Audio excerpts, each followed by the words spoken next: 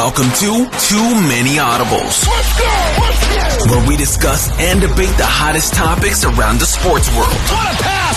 Grove touchdown! If you like our content, make sure you follow us on Twitter and Instagram at Too Many Audibles.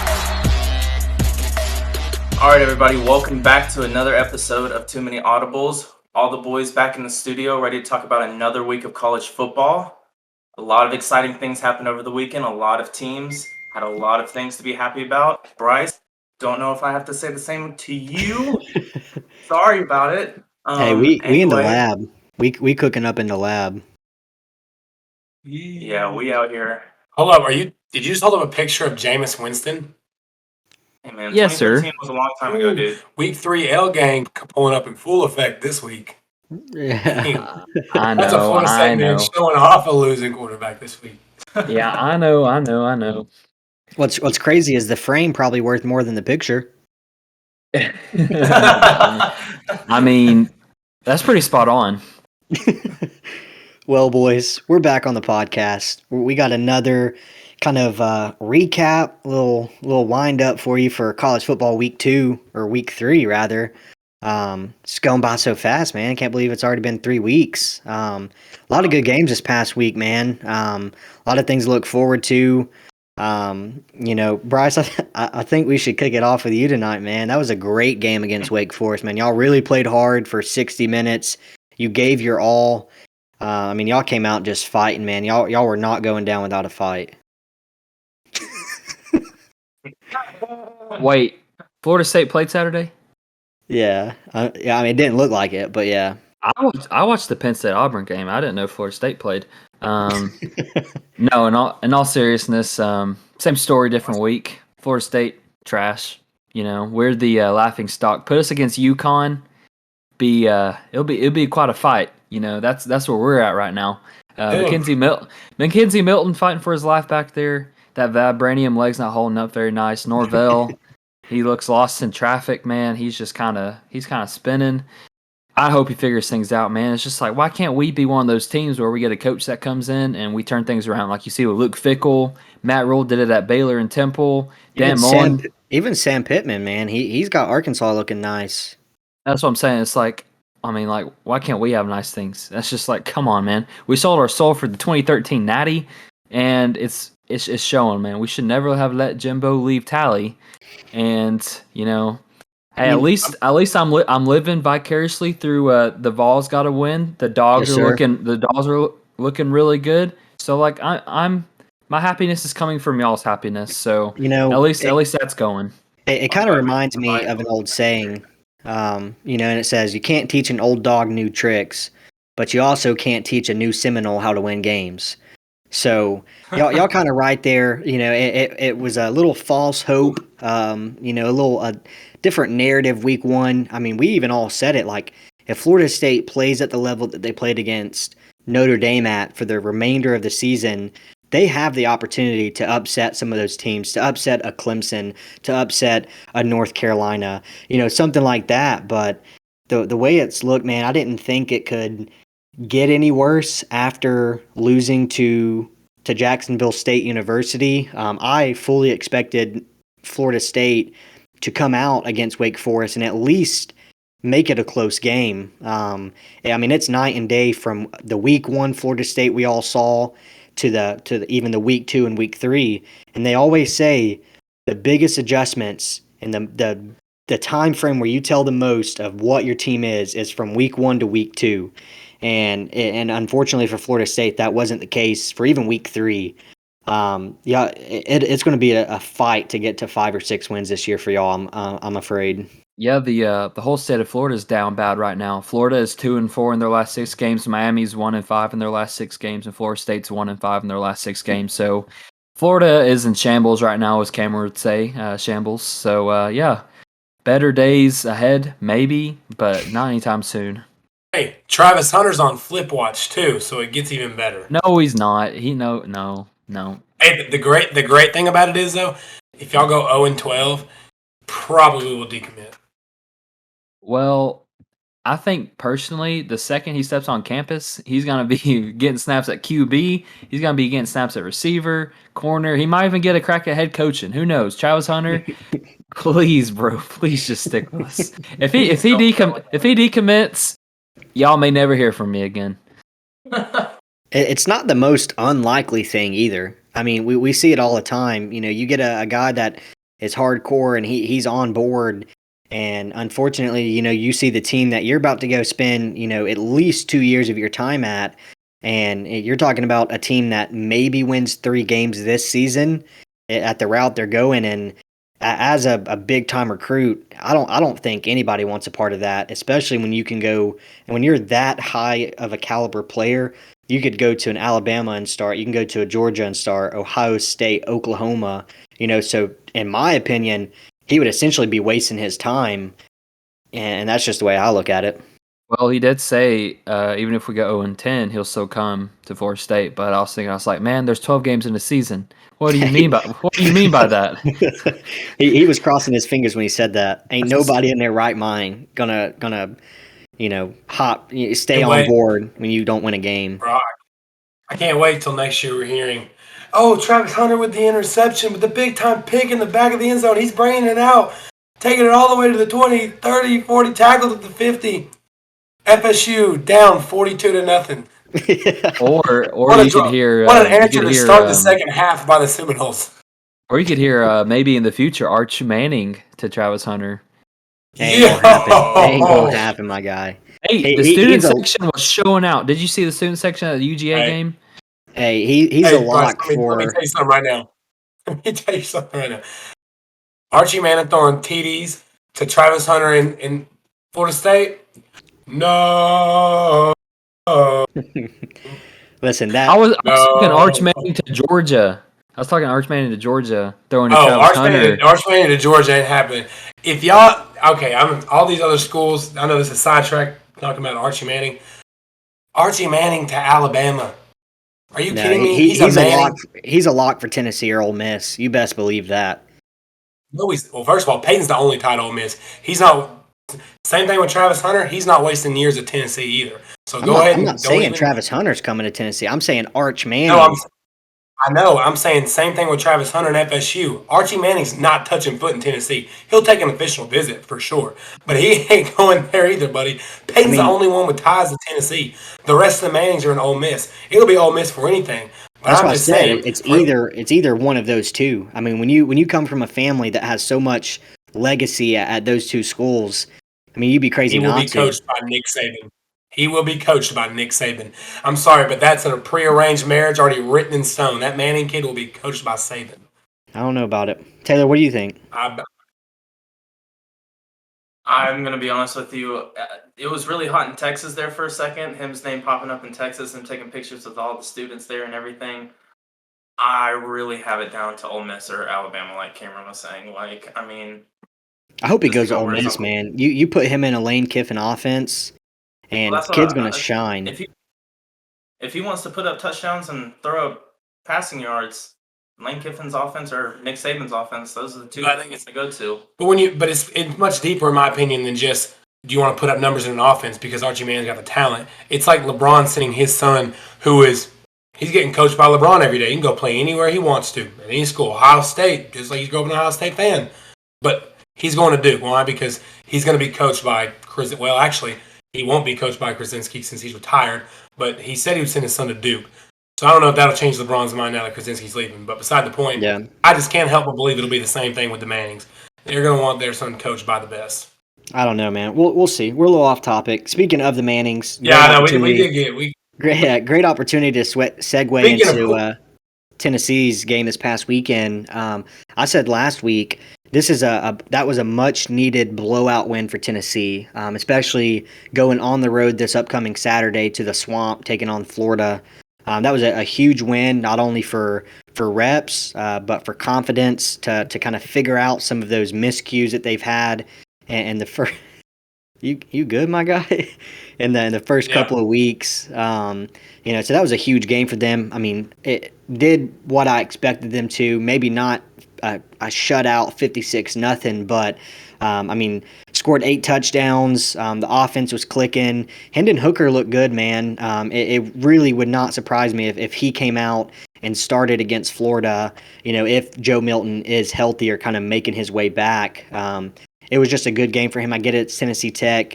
He should have performed like that, but it's at least reassuring as a coach knowing that you have that second guy to plug in and can expect those results. I will say he did miss a few overthrown balls, same as Joe Milton.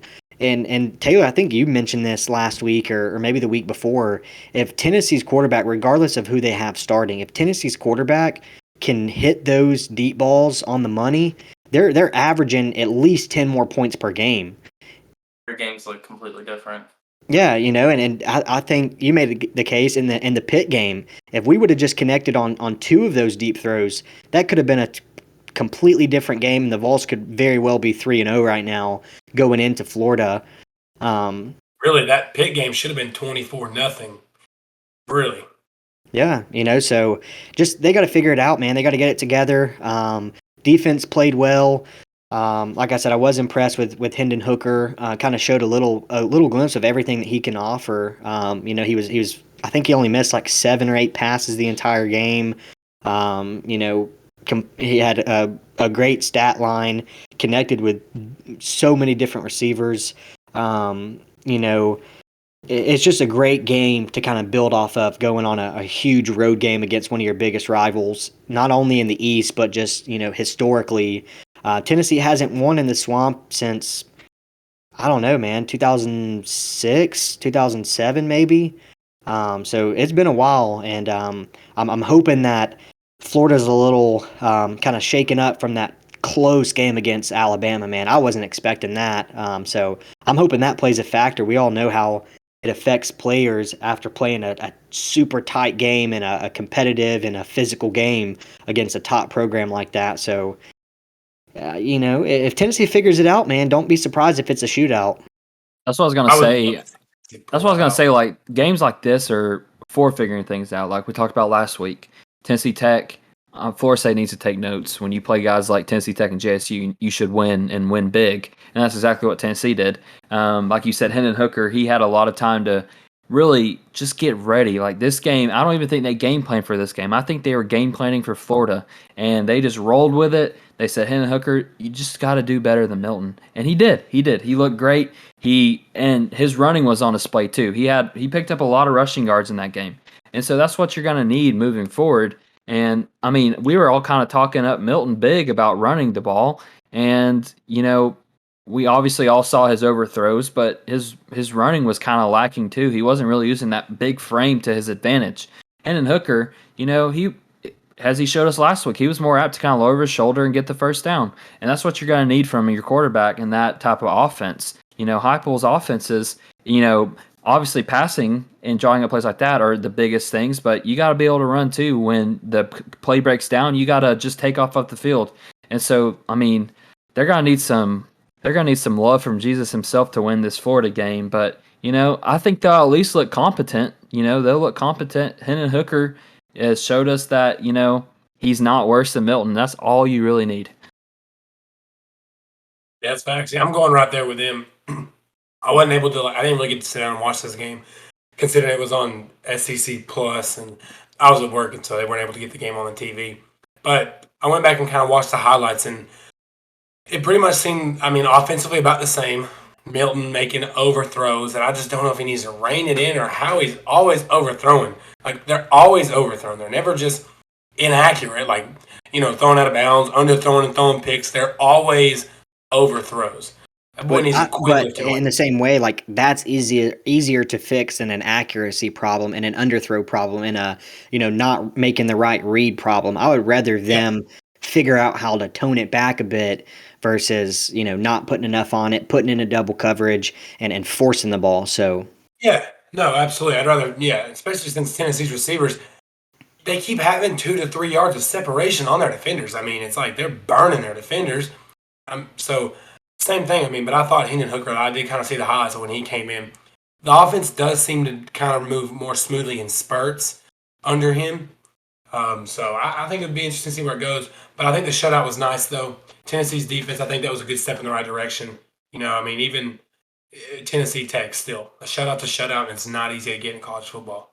Yeah, and I think one thing that's worth noting too is our special teams has been playing very well the last few weeks. And y'all know just as good as I do is when you're on in those big games and SEC games, division rivals, there's going to be a lot of instances where you rely on your special teams, whether that's flipping the field position, whether that's pinning them deep, converting on those field goals when you're in range, making, blocking punts, like having a good return to set your offense up.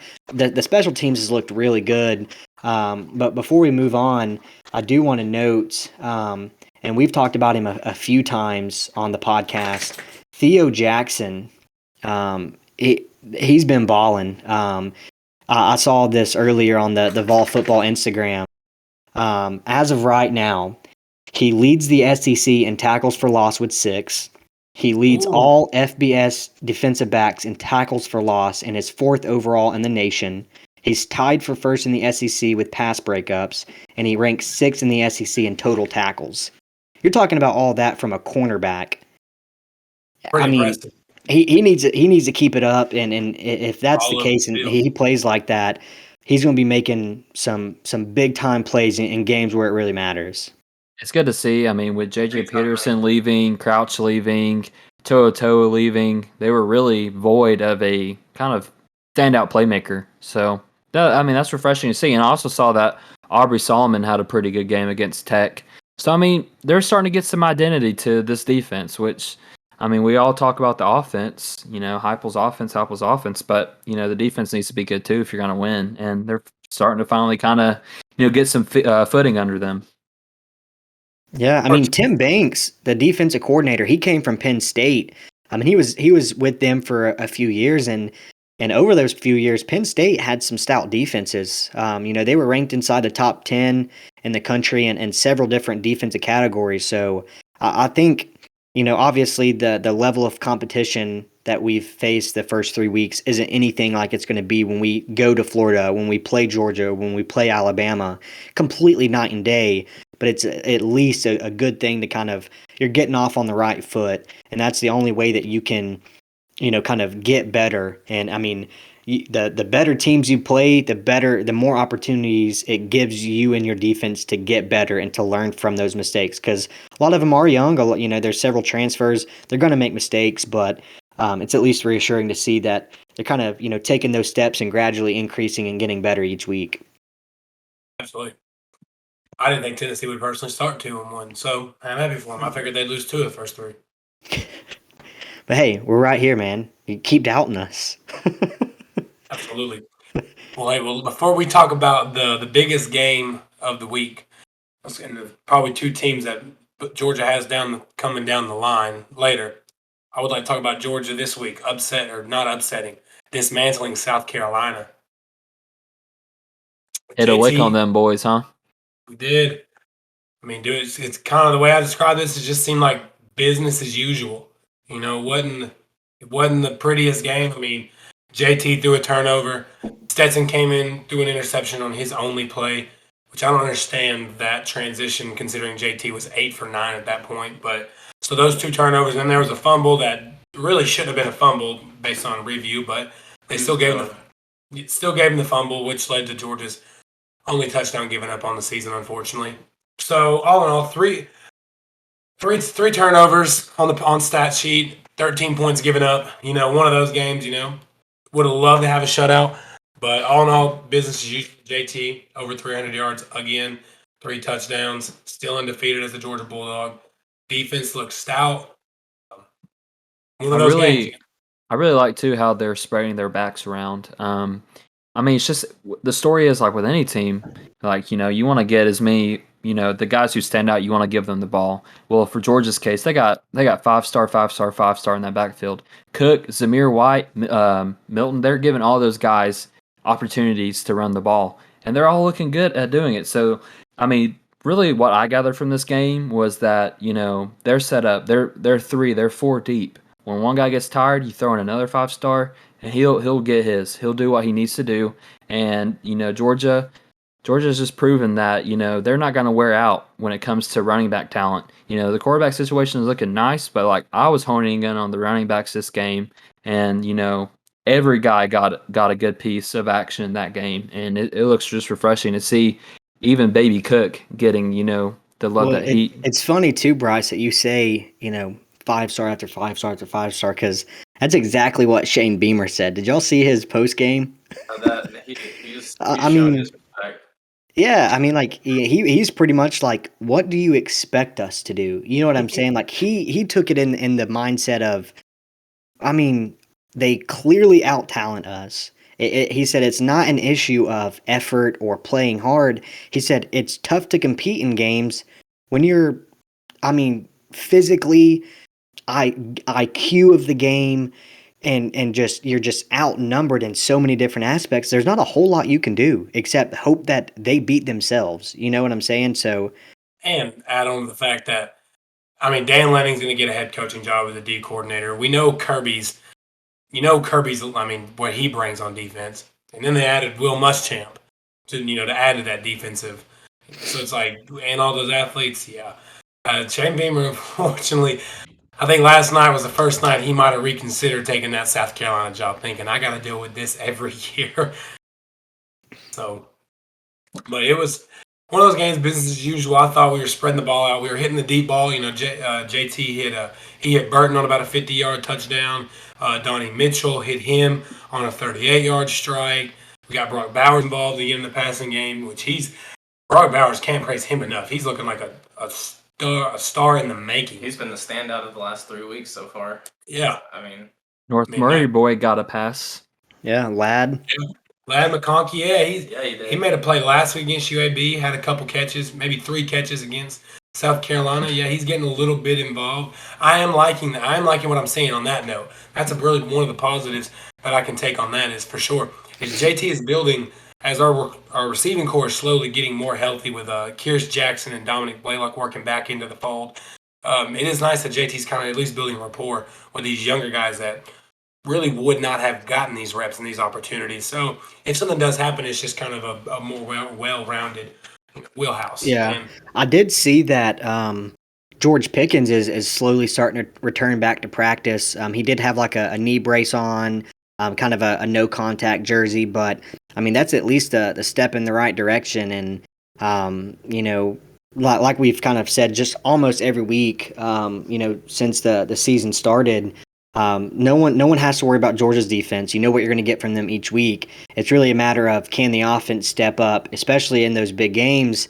Are they going to be able to step up? And I think once you get those pieces back, it's tough for any quarterback or any coach to draw up an offensive scheme for players that you didn't have in mind. It's not that they're not good. It's just because the guys that you don't have are better. So it's hard to adjust to that and to make it all work, and it's going to take time. There's a natural kind of layover of that, and there's an expected, kind of drop in production when you're facing that challenge. Speaking of being able to produce in big games, the Florida-Bama game, dude, that was a dogfight. And I know we talked about it last week, and I expected it to kind of be close for a bit. And then I kind of anticipated Alabama just taking off and just showing that they do out-talent them. But Florida hang around, man. I mean, opposite. Yeah. I mean, opposite. You're talking about a 2-point conversion away from tying that game up and it being a different ball game, going into overtime. So that was a heck of a game. I think Florida kind of surprised all of us a little bit. I think it's more. And I mean, I was shocked. I didn't really foresee this happening, but I think this is more of a Bama being deficient than Florida being good. So I mean, don't get me wrong, Florida's a good team, but this Bama, if you look through their PPR stats, they are severely lacking in several categories this year, especially against the run. And they just don't look like the Bama that we're normally seeing. Like, yes, they're still Bama, they're still good, but they have a lot to figure out, and if they want to beat Georgia this year like they normally do, they have a lot to figure out. Because I mean, like we were just talking about, Georgia's on the come up. Bama kind of looked like kind of a little bit like deer in headlights, going down to the swamp this past weekend. So, I'm not giving Florida too much credit, and I'm not, kind of looking at Bama too much. I think I kind of have to see more of a bigger sample size. But, all that to say, I was honestly shocked because I thought Bama would kind of beat them, more comfortably than they did. But, what do you got to say? Yeah, I am with you, Bryce. I'll say I was impressed. I'm not going to say, well, Bama just played terrible and that's why Florida was in it.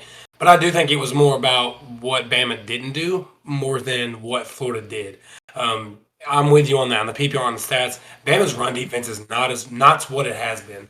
And I'd be willing to bet Alabama's probably about to come up and drop 60 points on whoever they play this week, just simply because they're going to be in such good shape from Nick Saban running them every day on practice, from not stepping on Florida's throat when they were up 18 in the first quarter. That's what I was getting at. And that's kind of why I don't think it's not like Florida jumped out to a crazy lead and they let it slip, or it was a dogfight the whole game and just whatever. It was just felt like Alabama jumped up and then they kind of got lazy, and honestly, simply pretty much what happened with the Kansas City Chiefs against the Ravens. They got complacent on offense, which you never see happen. And this is the kind of game we got. And I also think it's fair to say that this could be a mixture of the swamp is no easy place to play. Let's not discredit that atmosphere and that stadium right there. They get rowdy.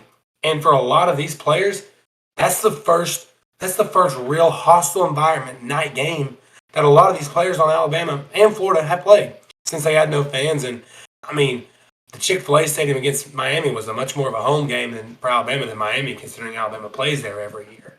So, that was going to bring me to my next point too, talking about, that environment. But one guy that was an exception was Bryce Young. He looked cool, composed, collected. He looked like he'd been doing that for 3 seasons now. He was coming in as a freshman, essentially, never has really played in a big game like that, never has really played any meaningful snaps, this far against a really good team like that. And he was just doing what he had to do. He wasn't looking like he didn't start off shaky and then finally figure it out, or vice versa. He was playing a consistent game the whole way through. And, if you're going to be an NIL millionaire, and if you're going to be professional in that regard, you have to be professional on the field. And he looked the part. He looked good. Yeah, I think my kind of biggest takeaway from that, I know, Cam, you and Bryce both said that it was more of what Bama didn't do versus what Florida did. And I'm a little indifferent on that. I think that definitely does play a factor. But I'm honestly impressed with Florida. And I think that there's definitely the potential for them to just absolutely thrash Tennessee this weekend. When's the last time Alabama allowed, 5.7 yards per carry? When's the last time they allowed over 245 rushing yards? Florida in almost every statistical category won that game. They had them beat on first downs. They had them beat on fourth down efficiency. They had them beat. It was close in passing. Completely night and day in rushing. They had 245 yards rushing to Alabama's 91. They did have a turnover. They led time of possession. I think you take all of those things into a factor, and I think it was more so that Florida was ready. They game planned. They put it to use. Even after that first quarter, it was 21-3 Bama, and at that point, you're thinking, okay, here we go. Another typical Bama, a top 11 matchup where Bama just completely annihilates. But Florida turned it around. They got that run game going, and they didn't stop. Malik Davis looked really good, man. He was making plays for them. Emory Jones was doing a little bit of everything. He was pretty accurate as a passer. He only missed 10 passes, had close to 200 yards, and then he contributed another 77 yards and a touchdown on the ground. So he's going to be a problem for defenses with his dual threat ability. I'm kind of surprised we didn't see Anthony Richardson a little bit. I was shocked I didn't see him more. Yeah, even in some type of he kind of solidified himself as the starter. He looked cool. Oh, 100%.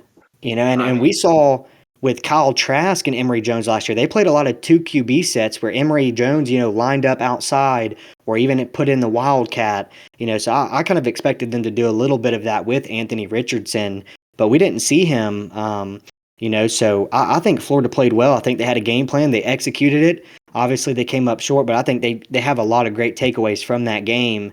And you're talking about, like I said, a 2-point conversion away from being tied with the best team in college football. And it's going into overtime. You got the home field advantage. You got the fans rocking, and that could have been a different outcome.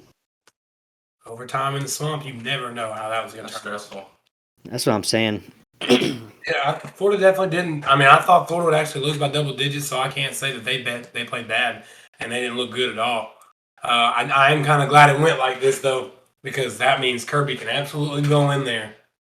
Ain't no, no excuse to overlook these guys. Even though I'm sure Georgia will be the favorite going into that game, but I'm glad they played a close game because it definitely, it's an eye opener. It wakes you up like, this is what Florida can do. And not even that too. I know we've talked about the whole playoff chances and stuff, and if this is a primetime game for Georgia to go to Jacksonville and get a huge win and win by a fair margin, just to even more so solidify why they belong in the college football playoff, regardless of the outcome of the SEC championship game.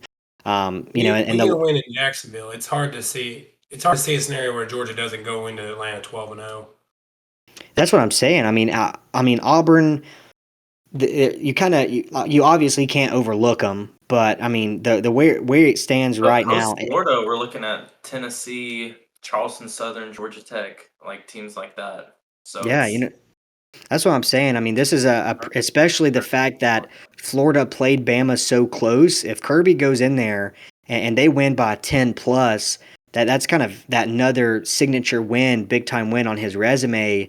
And let's say Georgia gets blown out in the SEC championship game, having that week 1 win against Clemson, having that, big win against Florida on the road, then having a decisive win over Auburn, there's no reason why they shouldn't make the playoffs. I don't like being an advocate for Georgia playoff scenarios, but I mean, as a college football fan, it's a big game. There's a lot on the line, especially with the way that the East has been the last 6 years. Typically the winner of that Georgia-Florida game is making their way to Atlanta. So there's a lot on the line in that game. Yeah. We will see how it turns out. I'm definitely a little more excited for Florida. I definitely won't overlook them as much as I kind of have been. I think Bama has a lot to figure out. I mean, obviously they won, and obviously, they still look good, like I was saying earlier. But I mean, after this week, they got a date with Ole Miss and then Texas A&M back to back. And then after that, you move on. You got Auburn later in the season. Mississippi State, they're not a pushover, So we'll see. We'll see. Nick Saban. I always love all the former Alabama players. They tweet after a close game like that or kind of a bad game. They're like, "Trust us, Nick Saban are running them boys to death. They're going to be okay." And so we'll see if that stands true this season. Sure it will.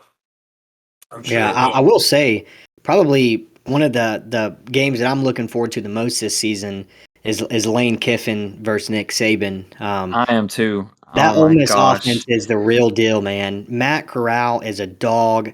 They got playmakers on both sides of the ball, and I think the biggest question mark was their defense this season. And they've been playing very well. They've been getting it together. They're playing fast. They're playing aggressive. And I've been saying for a minute, Lane Kiffin, could be that first coach to kind of knock off, his what do they call it, his predecessor or whatever. Versus his son Saban to knock him off. That will be interesting. He's got as good a chance of anybody, I believe. That's the way they run that offense. It's crazy too to think that Lane Kiffin in his second year, is this his second year at Ole Miss or third? Yeah, second. Yeah, Lane Kiffin in second year at Ole Miss has just as good a chance as Kirby Smart in year 6. It's crazy. I mean, Kirby Smart in year 2 had right there. I was like, we took it to overtime and almost had it. But no, for real, a lot of great matchups coming this upcoming college football season. Not even just the SEC, man, but all around college football. I don't know about y'all, but Saturday mornings, 9 a.m. It's just a different feeling, man. There's just a vibe in the air, just an energy.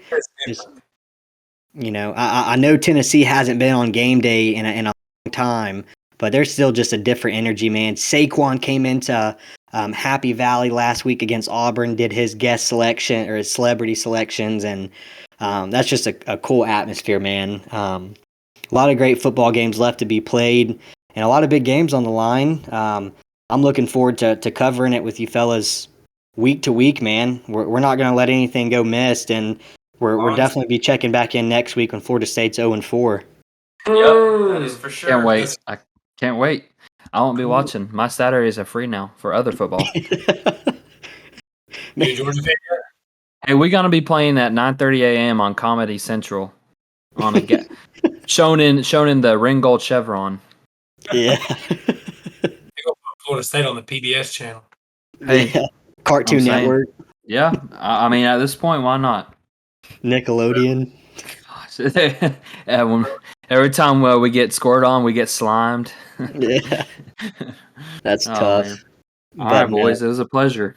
Always a As good time, man. Enjoy Yeah. college football. I mean, it's the best sport ever invented on the face of the earth.